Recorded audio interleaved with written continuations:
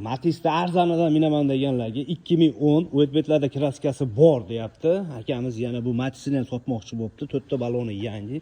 Ichki salonlarni ko'rsatamiz. MX mi bu? MX lyuksidan. Qattiq udonlari yo'q.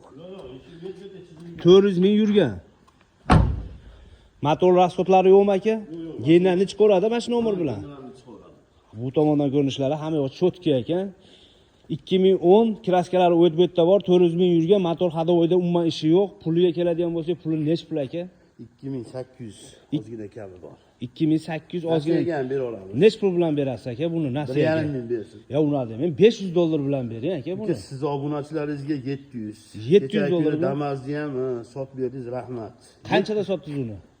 Birinchi klient olib ketib qoldi. Birinchi klient olib ketdi.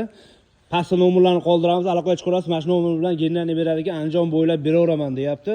2800 naqd pulga 700 dollar bilan o'zaro nasiyaga. Hech qanaqa bank bermaysiz-a? Yo'q, yo'q. Bo'ldi, o'zaro nasiya 1 yilgacha.